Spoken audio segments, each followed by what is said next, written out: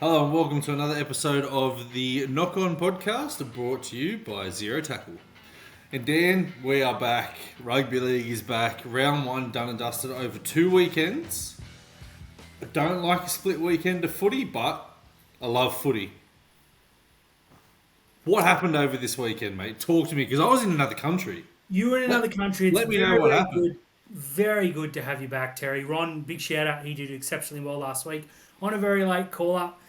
We've avoided this for weeks and weeks and weeks, Terry. I don't even want to discuss it now, but I've had 3 or 4 messages and asked, what's our opinion? Spencer Leniu, done and dusted, pled guilty, 8 weeks. What are your thoughts? My thoughts are, I'm glad he pled guilty, because the way that he carried on at the end of the game suggests that he had done it. Now, I don't buy into any of this.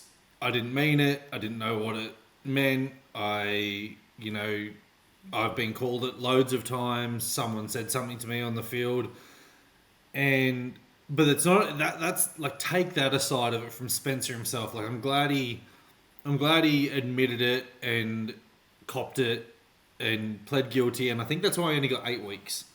I didn't like the fact that Trent Robinson came out and said, well, just because Ezra said it doesn't mean it happened.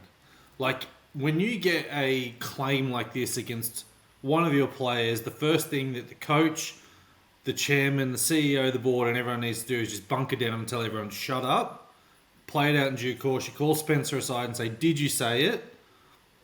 Yeah, I did. Okay, let's go and plead guilty. We won't release any statements because those statements were worse, if I'm honest, when they turn around and say, no, he didn't mean it, he tried to apologise. It's done and dusted now. I think 8 weeks is...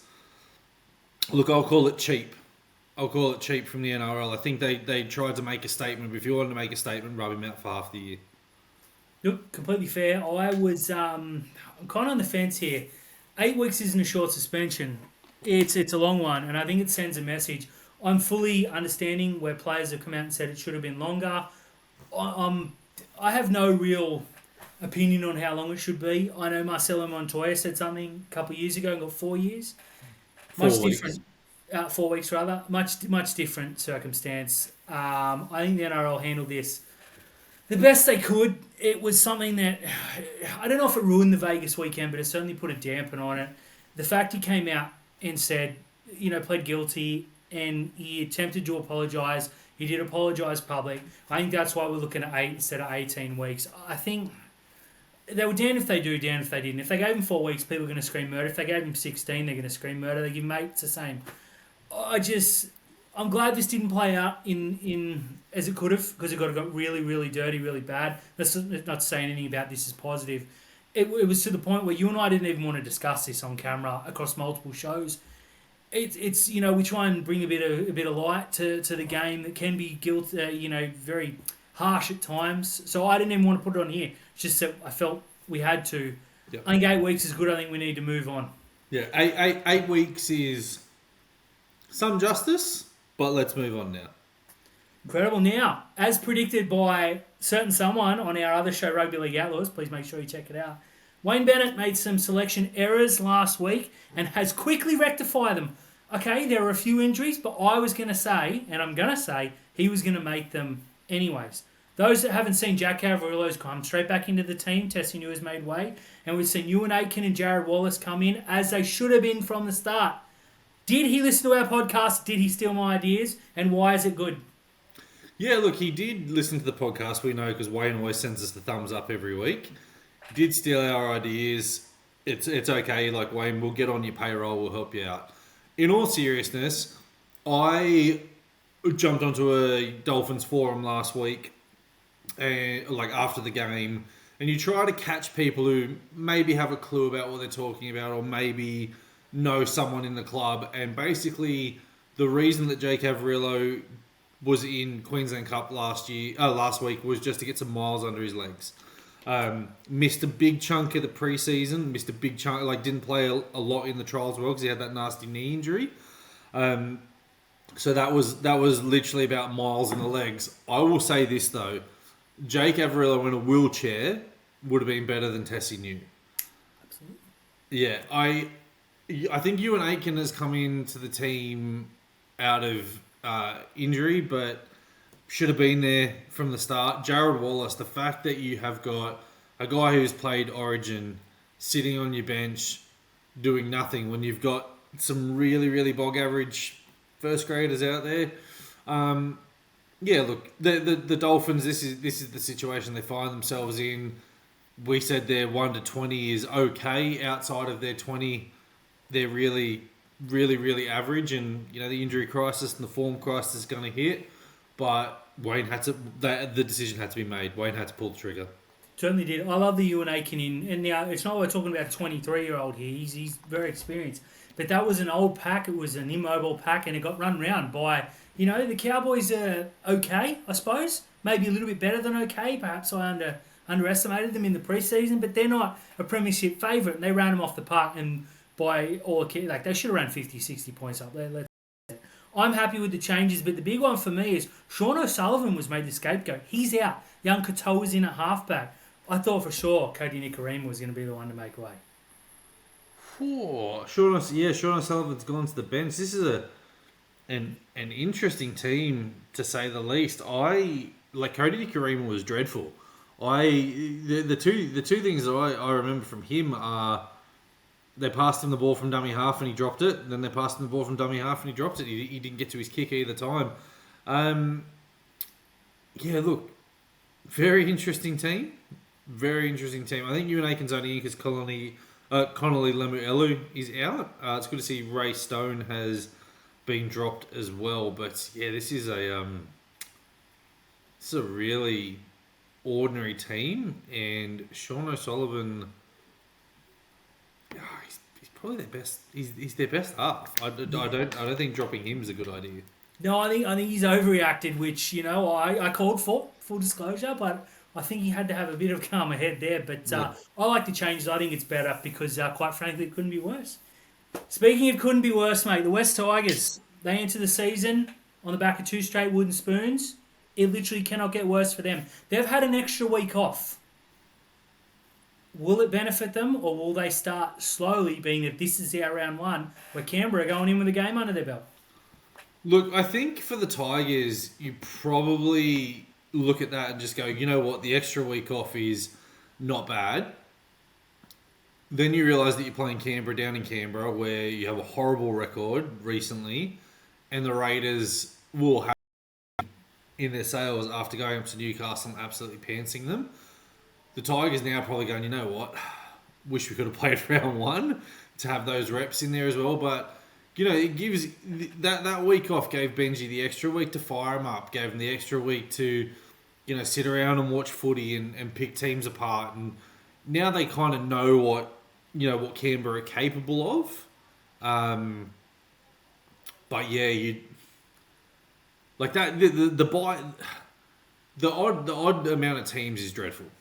It really is dreadful. The quicker we get the 18th team in, as long as it's not in a stupid location, the better. The Tigers would have been turned around going, yeah, look, 2 points, gets us a little bit of cheap momentum, got to go down to Canberra, probably going to get flogged. Probably need another week. I'm torn on this. Even when I wrote it, I didn't really know which way I was going to go, and I still don't. I think the week will do Benji good because he is a rookie coach, and despite coaching last year, no one counts that. That didn't really happen, and it should be removed from his record. He's recruited pretty well. He's gone with a young halfback. They've not picked Aiden Caesar, or he's on the bench. That was the shock for me. Justin Olam won't be there. He's still injured. So they've gone with a young side. I think the saving grace is the fact they are going to Canberra and they're not expected to win. I think if this was a home game against the Bulldogs or the Titans, the pressure will be right on. And I don't think it really matters even if they do get beaten heavily in Canberra, as I suspect they will. He does have that extra week, though, that no other club had, and that he could watch the team without the team he's playing next week without having to worry about getting the guys, back home after an away trip or bringing them down after a win. They had a week to prepare for this, so there's no excuses. So if they come out and do get played off the park, that's really, really, really a bad sign for Benji in the start of this. I think they'll be all right. I've actually tipped them to win, mainly to go against you on the show, full disclosure. If I had to put my house on, it's Canberra by 20. I think we'll see an improved Tigers team this year, but I'll be shocked if they beat Canberra in round one. I don't care if you give them an extra month. That Canberra team, they shut me up last week. I thought they were going to be awful, and I think I might have made an error there. Yeah, look, I think the error that you have made is picking the Tigers, so let's just leave it at that. Completely fair. And speaking of errors, question mark, did we underestimate the St. George Illawarra Dragons? No. I don't think we underestimated them. They're going to be in the bottom four. They played another bottom four team. We probably underestimated the Titans in the fact that we put them a little bit higher on the ladder than we should have. And I think the bottom four scrap is going to be the Tigers, the Dogs, the Dragons, and the Titans. And you can probably throw the Dolphins in there as well. And I think from what I saw from the Cowboys, you can leave them out of that. So that's going to be the scrap now. The Dragons, new coach bounce, new player bounce. I think the Dragons will be okay for maybe a couple of weeks, but once depth comes out of it and Ben Hunt starts throwing his dummy out again, and they'll be back in the bottom four in no time. Although they were very, very good, I actually put them. They were tremendous. Number one on my power rankings. Now, to anyone who jumps on and goes, "Oh, they're not the best team," no, they're not. They're nowhere near the best team. No, they put in the best performance when they were rank outsiders to go out there and win. With or without Kieran Foran, the Titans were heavy favourites. For them to put on that show and absolutely spank the Titans at home, that made me think, I might have maybe last was a little bit not so nice. I don't expect them to make the 8. I don't care if they come out and win by 50 this weekend. I don't care who they're playing. As you said, depth will kill them. They have no depth anywhere but in the back row where they signed 3 or 4 players. Leilua will run out for them this week via the bench. It's a good pickup. Fatala Mariner played really well. Kyle Flanagan had his best game since probably his Roosters days, let's be honest. And Tyrell Sloan was probably the player of the week. So I like what I saw from the Dragons. I wouldn't be too excited just yet if you're wearing red V, but I dare say you've done enough already to say, we're probably not going to be in the spoon race because there's some pretty ordinary teams that probably can't get a lot better than they played this weekend. I think the Dragons were the best of a bad lot. And that's the thing about with the wooden spoon, you just have to be better than one team. And I think the Dragons will be. I think they will be. I'm happy to eat a bit of crow there on little brother and little sister, but hope I haven't talked them into a win. But hopefully we're talking about a loss this week, and I can be right for once. Now, Terry, it's time to discuss in depth. We've seen our team, the Cronulla Sutherland Sharks, come out and say that they want to play in Vegas next year. If teams are pushing for Vegas, are the NRL going to say, we're going to pick the teams? Is it whoever lobbies is going to get it? And do you really want to send a team over there for 2 weeks? Big risk? Messes your trials up? You start behind everyone a week? I don't know if I want the Sharks to go over there, mate. I've never been to Vegas. So if the Sharks go to Vegas, I've probably got a slight pressing chance to head over there. Look, if Vegas is here to stay, then just do the whole round there. That's one option. Do the whole round in Vegas, and if you're worried about the field, split it like they did. Just do the split. The next thing that you got to say is if they are going to do Vegas, but they're only going to take 4 teams, well, you have to rotate those 4 teams. I don't like stays on that I've read on there. You just go. Your next 4 teams are up. Look, I don't know if the NRL just turns around and picks it themselves, or if it's a lobby, or you have to go to them with the reasons why you're going to be there. But eventually, you're just going to you just bide your time and come the 4th year, you just get selected. I don't know. I read something somewhere good that would be, you could play the Premiers versus the Spooners in round 1. That would be a pretty solid campaign. But you just end up with the Tigers and Panthers every week for the next 6 years. So, I don't know how the NRL are going to do it. But if it is here to stay, they need to come out pretty quickly and go. It's either a full split round in Vegas, or we'll tell the 4 teams a year in advance who it's going to be. What are your thoughts? I think they have to rotate them because I don't think it's particularly fair. But if I'm the NRL, I'm not sending the Tigers and the Dogs and saying, hey guys, this is the pinnacle of our game.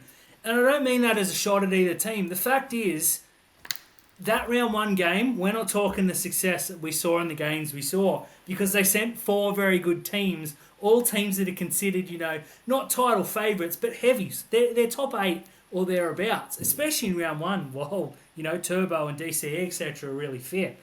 So as a Shark, I don't want them to go over there. I think it's a waste of time. I don't think we have the brand to go over there and wave our flag. Like El McPherson and Scott Morrison are probably our most famous supporters. Brendan Cowell is popular, but outside of Australia, everyone knows ScoMo. No one particularly likes him. And Elle McPherson, grew up in love with the woman, but she hasn't been in the spotlight for 15 years. So I don't know if we have the profile to send over to make worth the risks, because it only takes one error and it all falls down. It only takes one long-term injury suffered over there and everyone starts saying, well, we're not going to Vegas. One delayed flight, one this, one that. So I want no part of it. If we're going to play, it should be in 4 years. I understand why they want to go because it's a really good commercial opportunity. It's a good chance to sell some jerseys, which is always nice. But let's try and get the Shire before we worry about Vegas. So I'm personally, selfishly, I'm not interested. 10 years ago, Cronulla should have been the first team picked because I would have gone for sure. Now, though, in my 30s, not so much.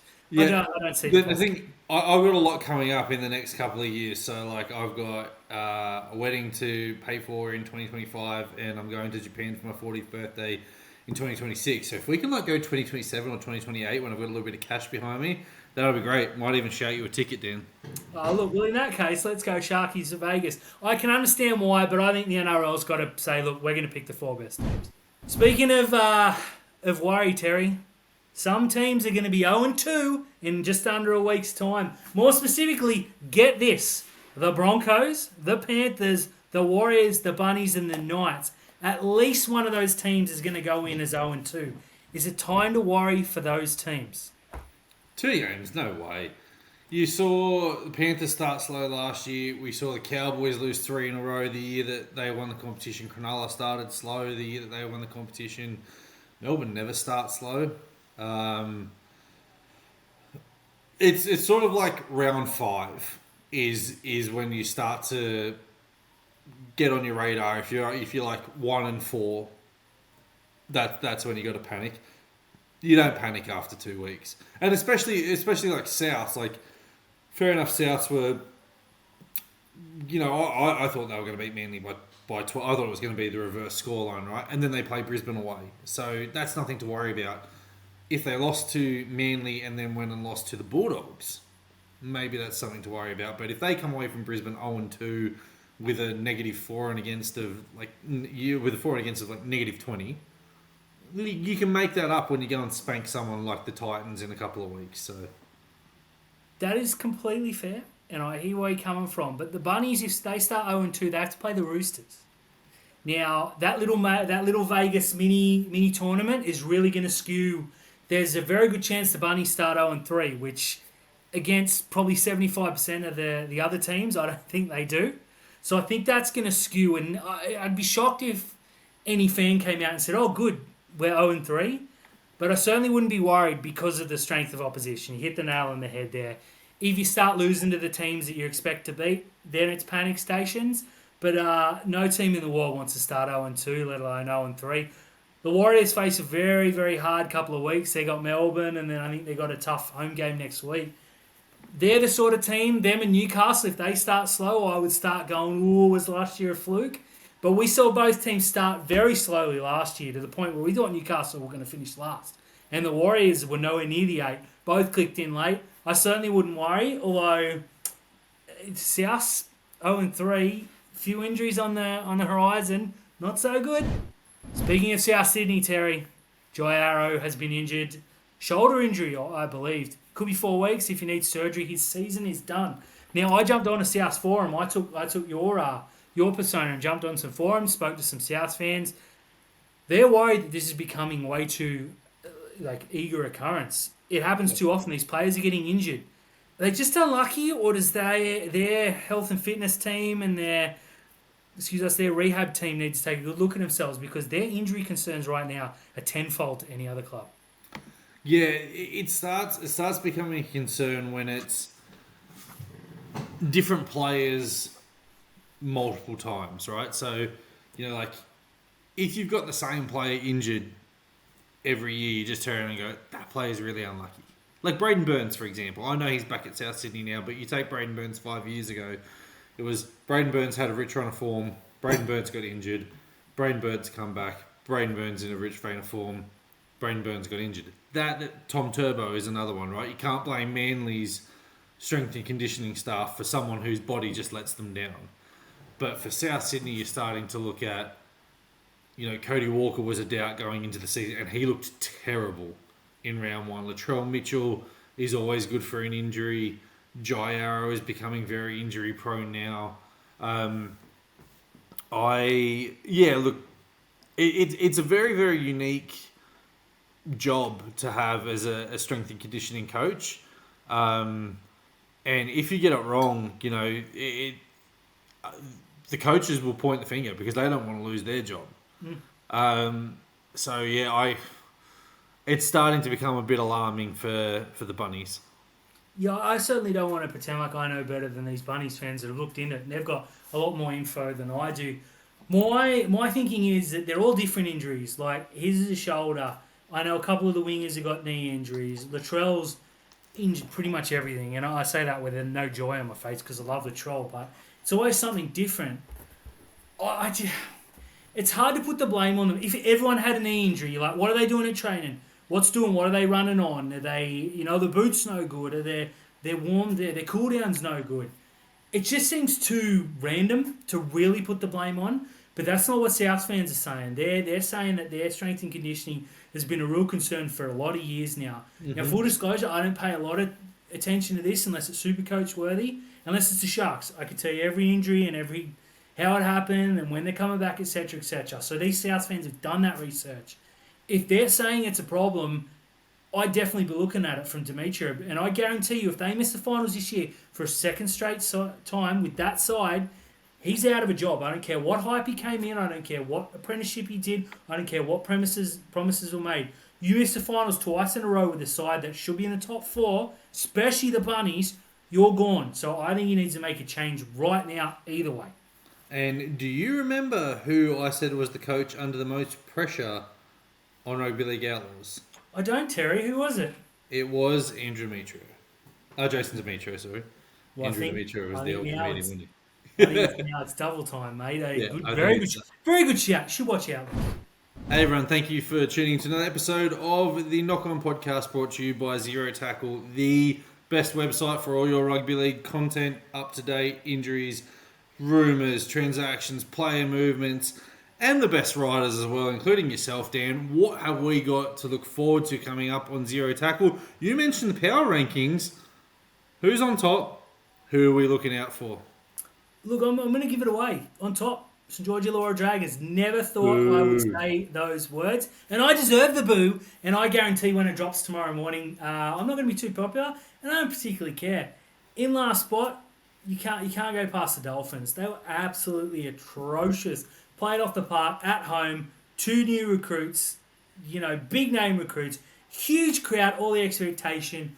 Rubbish. Now, I wouldn't pay too much attention to the early, much like the NRL competition ladder itself. They will in the next few weeks. But keep a lookout for my weekly 20 thoughts, because I wasn't too popular today. I said that the Daily M's were, I said this last year and the year before, that the Daily M, the way they calculate, I don't like it. And the fact that my favourite, Nico Hines up here, wherever he is sitting at the top of the ladder at the moment, doesn't really sit right, because I don't think he was the 5th best player for the Sharks on the other night. So I'm very popular at the moment. That won't last, but thank you for the support in the comments. And of course, jump on there where you can. Make sure you subscribe to Zero Tackle. You will see more of Dan and I than you'll ever need to see. We're on there weekly. We love doing this podcast. We love getting your content. And if you love your content, Zero Tackle is the place to be.